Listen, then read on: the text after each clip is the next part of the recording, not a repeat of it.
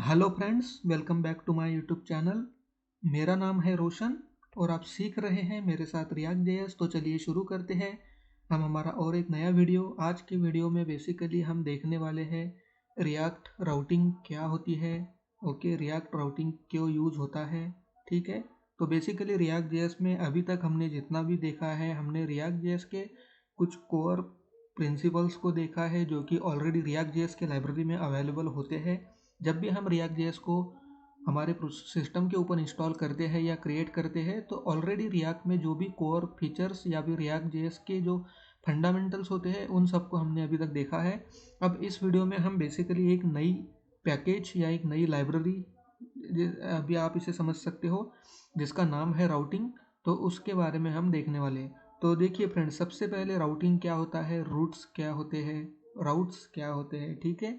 ये सब कुछ मैं आपको नॉर्मली थोड़ा सा यहाँ पे एक्सप्लेन करता हूँ कि क्या होता है एक्चुअल में, तो आपको थोड़ा आइडिया आ जाएगा कि हम क्या देखने वाले हैं आज के इस वीडियो में। देखिए फ्रेंड्स, अभी तक हमने जितना भी रिएक्ट जेएस के हमारे सारे वीडियोस देखे हैं, तो हमने क्या किया था कि जब भी हमारा एप्लीकेशन स्टार्ट होता है, कुछ इस तरह से, तो हम क्या देखते हैं कि हमारे पास बस एक ही यूआरएल होता है, लोकल होस्ट 3000, और सब कुछ हमने जितना भी देखा है बस एक ही यूआरएल के ऊपर हमने देखा है, ठीक है। हमने कभी भी इस यूआरएल को चेंज नहीं किया है, ठीक है। मतलब कभी भी हमें, अभी तक हमने जितना भी रिएक्ट जेएस देखा है, हमने कभी भी रिएक्ट में इस यूआरएल को कभी चेंज नहीं किया है, ठीक है, कि चलो यहाँ पे स्लैश लगा के कुछ दूसरा यूआरएल डाल दिया है, ऐसा अभी तक हमने किया नहीं है। तो आज बेसिकली हम उसे यूज़ करने वाले हैं, उस नई, मतलब इस वाले नए फीचर को या फिर नए फंक्शनैलिटी को आप कह लो, इसे हम आज देखने वाले हैं। तो देखिए, अभी हमने जितना देखा है, हमने नॉर्मल एक ही यूआरएल के ऊपर एप्लीकेशन हमारा रन होते हुए देखा है। जितने भी हमने रिएक्ट के कोर फंडामेंटल्स देखे हैं, स्टेट्स, प्रॉप्स, डिफरेंट हुक्स, जो भी हमने कुछ देखा है, सारा हमने कैसे देखा था कि एक ही यूआरएल के ऊपर हम सब कुछ देख रहे थे, ठीक है।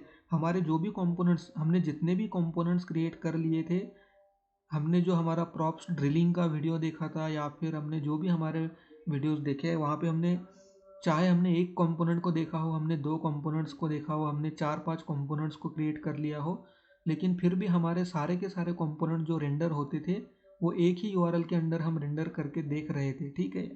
लेकिन आज हम देखने वाले हैं एक नया कॉन्सेप्ट जिसका नाम है राउटिंग। तो ये राउटिंग क्या होता है मैं आपको थोड़ा सा यहाँ पे बता देता हूँ।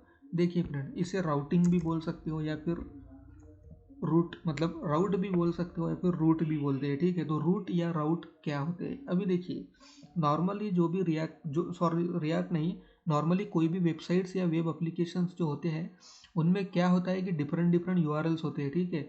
जैसे फॉर एग्जांपल, अगर फेसबुक का वेबसाइट हम फर्स्ट टाइम एक्सेस करते हैं, तो हमारे फेसबुक का जो डिफ़ॉल्ट यूआरएल होता है वो कुछ इस तरह से होता है, facebook.com, ठीक है।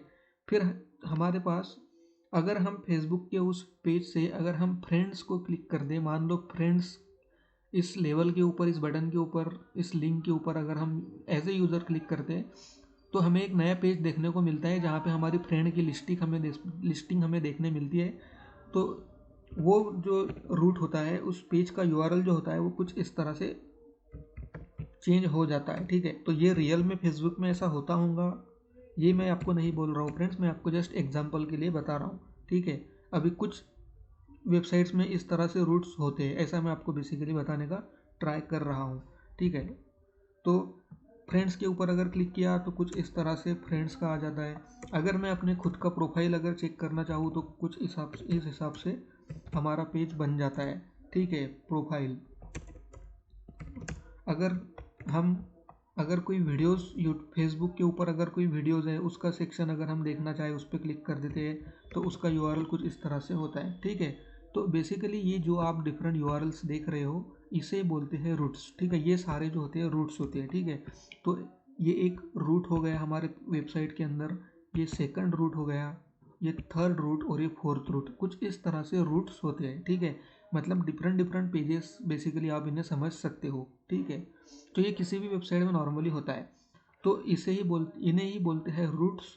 और राउटिंग का यूज़ करके हम रिएक्ट जेएस के हमारे एप्लीकेशन में कुछ इस तरह से डिफरेंट रूट्स को क्रिएट करते हैं, ताकि हमारा यूज़र डिफरेंट डिफरेंट लिंक्स पे, डिफरेंट मेनू आइटम्स पे क्लिक करके डिफरेंट पेजेस को विजिट कर सके। ओके, तो जैसा अगर हम हमारे एप्लीकेशन में बनाते हैं तो हमारे एप्लीकेशन में एग्जांपल कुछ इस तरह से होगा कि फॉर एग्जांपल अगर हम कोई भी वेबसाइट बनाते हैं तो उसका कुछ यूआरएल होगा, नॉर्मली कोई भी उसका नाम होगा, जैसे मान लीजिए abc.com। ओके, ये एक रूट होगा। फिर सेकंड रूट कुछ इस तरह से होगा कि होम मतलब होम पेज, ठीक है। फिर कोई अबाउट अस होगा, ठीक है। कोई कॉन्टैक्ट अस होगा, कॉन्टैक्ट अस, ठीक है। कुछ कुछ इस तरह से डिफरेंट डिफरेंट रूट्स हो सकते हैं हमारे एप्लीकेशन में। अब डिपेंड करता है कि हमें कौन से पेजेस क्रिएट करना है, ये ऑब्वियसली हमारे लॉजिक पे, हमारे रिक्वायरमेंट पे डिपेंड करता है। तो बेसिकली ये है रूट्स का कॉन्सेप्ट और ये राउटिंग का कॉन्सेप्ट। तो राउटिंग या रूट्स मतलब कि हम कुछ रूट्स को हम हमारे वेबसाइट में कॉन्फ़िगर करते हैं, क्रिएट करते हैं, ताकि हमारा जो यूज़र होता है वो डिफरेंट डिफरेंट पेजेस को मतलब डिफरेंट रूट्स को एक्सेस करके डिफरेंट पेजेस को या डिफरेंट सेक्शंस को विजिट कर सके, ठीक है। तो ये था नॉर्मल राउटिंग। अब देखिए अब क्या होता है। अब राउटिंग जब किसी भी नॉर्मल वेबसाइट में, जो कि देखिए हमने रिएक्ट जब सीखा था, स्टार्ट किया था, तो हमारा जो सेकंड नंबर का वीडियो था उसमें हमने देखा था एक कॉन्सेप्ट जिसका नाम था सिंगल पेज एप्लीकेशन। ओके, तो सिंगल पेज एप्लीकेशन के बारे में हमने क्या देखा था फ्रेंड्स कि सिंगल पेज एप्लीकेशन वो एप्लीकेशन होता है जहाँ पे यूज़र के डिफरेंट इंटरेक्शन के ऊपर हम हमारे वेब पेज को बेसिकली बार बार रिलोड नहीं कराते हैं, बार बार हमारा नया HTML रेंडर नहीं होता है, ठीक है। तो राउटिंग के केस में भी हमें यही करना होता है। राउटिंग के केस में भी हमारा यही होता है कि हम जब भी हमारे डिफरेंट रूट्स के ऊपर मतलब हमारे डिफरेंट मेनूज़ के ऊपर अगर हमारा यूज़र विजिट करता है, क्लिक करता है, तो हमारा पूरा वेबसाइट, पूरा हमारा HTML फिर से रीलोड नहीं होता है, ठीक है। तो ये एक्चुअली ये राउटिंग के केस में भी पॉसिबल होता है, और इसे ही एक्चुअली हम नॉर्मल रिएक्ट जेएस में हम क्लाइंट साइड राउटिंग भी बोलते हैं। तो जो सिंगल पेज एप्लीकेशंस नहीं होते हैं वहाँ पे क्या होता है, वहाँ पे सर्वर साइड राउटिंग होती है। सर्वर साइड राउटिंग मतलब अगर मेरे वेबसाइट के ऊपर अगर about us, contact us, register, blogs, ठीक है, ऐसे अगर कुछ मेनू है, कुछ लिंक्स है, तो अगर मैं एक बटन के ऊपर, एक लिंक के ऊपर अगर हमारा यूज़र या फिर हम क्लिक करते हैं तो क्या होता है कि सर्वर को रिक्वेस्ट जाती है, सर्वर उस मेनू से रिलेटेड जो नई HTML की फाइल होती है उसे भेजता है, ब्राउज़र उस कंप्लीट फाइल को री रेंडर कराता है, ठीक है। तो ये होता है मल्टी पेज एप्लीकेशन, ठीक है। इसे ही बोला जाता है सर्वर साइड राउटिंग, ठीक है। और रिएक्ट में या फिर जो भी फ्रंट एंड के जो रिएक्ट जैसे जो एप्लीकेशंस, जो फ्रेमवर्क्स या लाइब्रेरीज होती है जहाँ पे हम सिंगल पेज एप्लीकेशन डेवलप करते हैं, तो हम क्या करते हैं, हम क्लाइंट साइड राउटिंग को बेसिकली इम्प्लीमेंट कराते हैं। तो रिएक्ट में हमें क्लाइंट साइड राउटिंग की ज़रूरत पड़ती है, रिक्वायरमेंट पड़ती है, ताकि बार बार यूज़र का पेज जो होता है वो री रेंडर ना हो, रिलोड ना हो, ठीक है।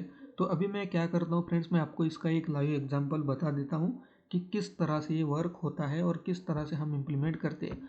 तो देखिए यहाँ पे एक वेबसाइट है, हम बहुत ही पॉपुलर वेबसाइट, हमारी यूट्यूब की वेबसाइट, जो हम ऑब्वियसली हम कितने बार यूज़ करते हैं। ये अगर प्लेलिस्ट भी आप देख रहे हो तो ये भी यूट्यूब पे ही देख रहे हो।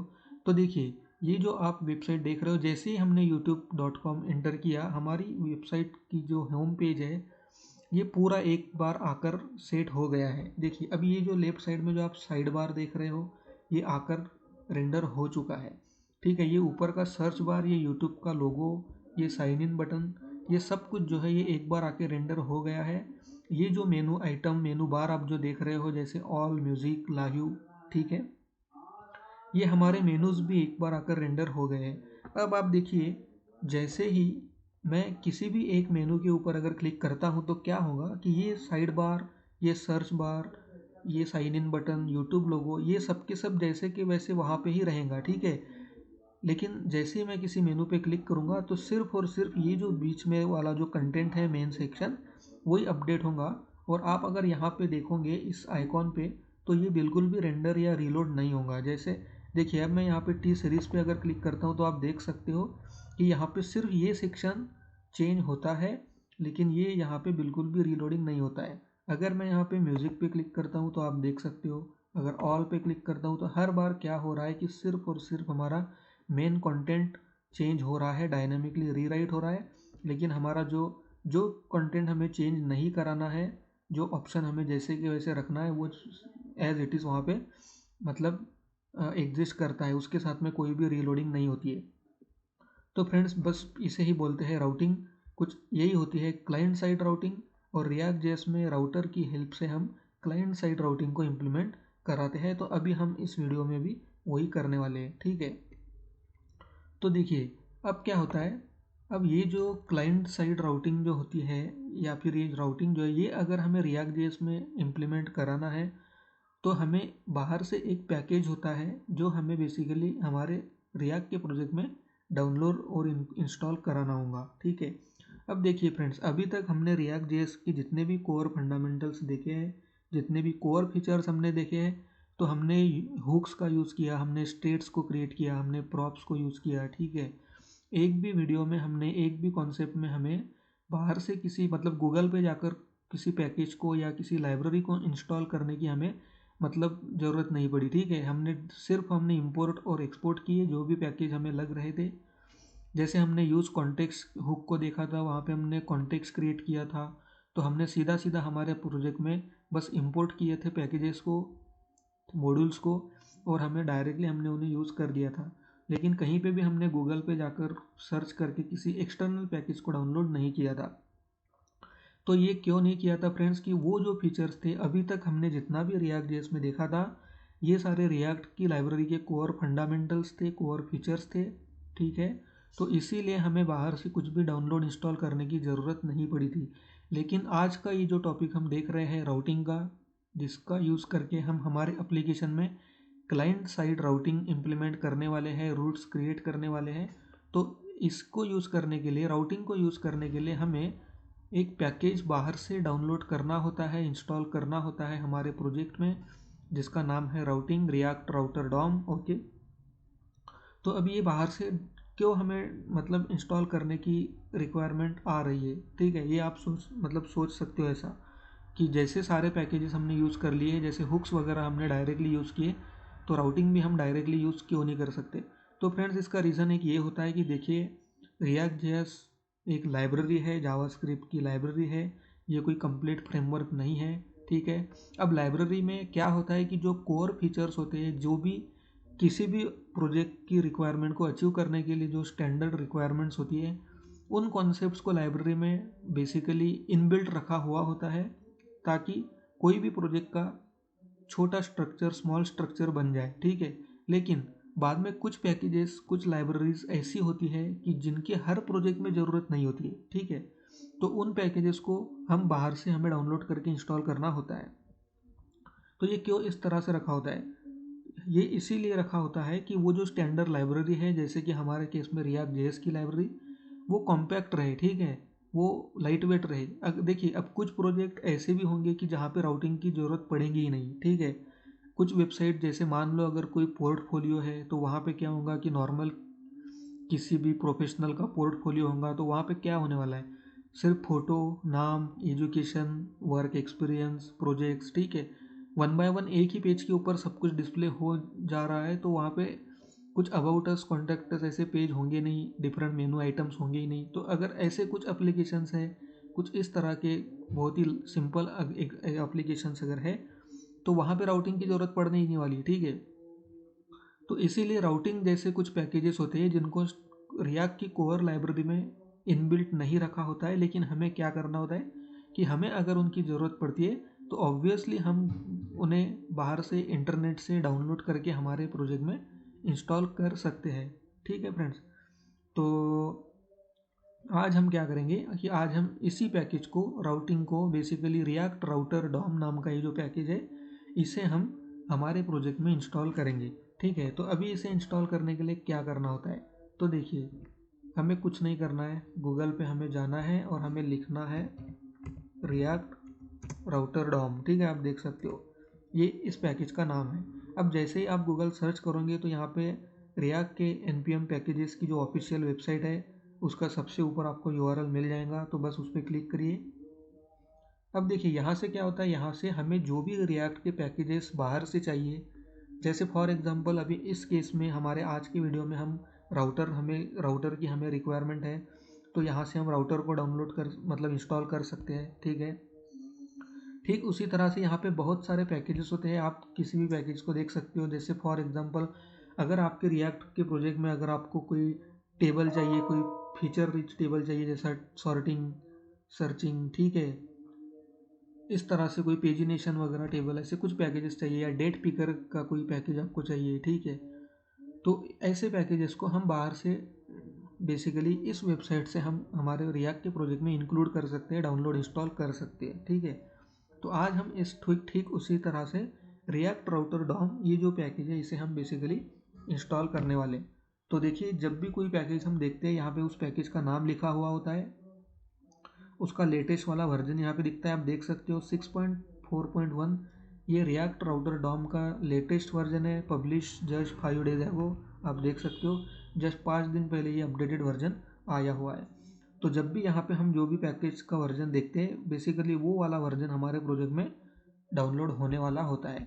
अब इसे कैसे इंस्टॉल करते हैं फ्रेंड्स, तो क्या करना होता है कि यहाँ पे एक कमांड आपको ऑलरेडी यहाँ पे मिलती है, जैसे आप देख रहे हो इंस्टॉल, तो बस इस कमांड को हमें यहाँ से कॉपी करना होता है और हमारी जो प्रोजेक्ट की मेन डायरेक्टरी होती है वहाँ पे आके हमें बस हमारा कमांड प्रॉम्प्ट ओपन करके उस कमांड को कुछ इस तरह से इंटर करना है और फायर करना है, ठीक है।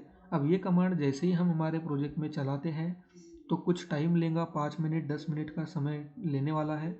और उसके बाद में देखिए क्या होता है, जैसे ही हम कुछ इस तरह से मैसेज को देखते हैं, जैसे ही हम हमारे मेन पाथ के ऊपर आ जाते हैं, तो बेसिकली ये पैकेज फिर से डाउनलोड हो जाता है। अब जैसे ही ये पैकेज मेरे रिएक्ट के प्रोजेक्ट में डाउनलोड हो चुका है, तो अब मैं क्या कर सकता हूँ, अब मैं इस पैकेज को मेरे प्रोजेक्ट में यूज़ कर सकता हूँ मेरे रूट्स क्रिएट करने के लिए। ओके, तो फ्रेंड्स आज के इस वीडियो में, अब ये वीडियो देखिए बहुत ज़्यादा लेंदी ना हो जाए, इसीलिए मैं क्या कर रहा हूँ कि मैं डिफरेंट सेक्शंस में, डिफरेंट पार्ट्स में इस कॉन्सेप्ट को लेने वाला हूँ।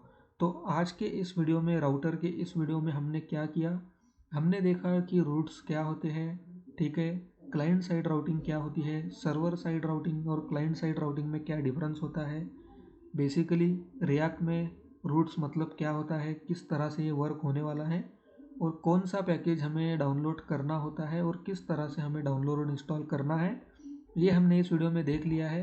अब इसे एक्चुअल में यूज़ कैसे किया जाए, इसे देखते हैं हमारे नेक्स्ट वीडियो में। तो आई थिंक फ्रेंड्स इस वीडियो को मैं यहाँ पे वाइंड अप करता हूँ और मिलते हैं हमारे नेक्स्ट वीडियो में। वहाँ पे हम देखेंगे कि कैसे इस पैकेज को हम बेसिकली यूज़ करेंगे। तो चलिए फ्रेंड्स, बाय, मिलते हैं हमारे नेक्स्ट वीडियो में।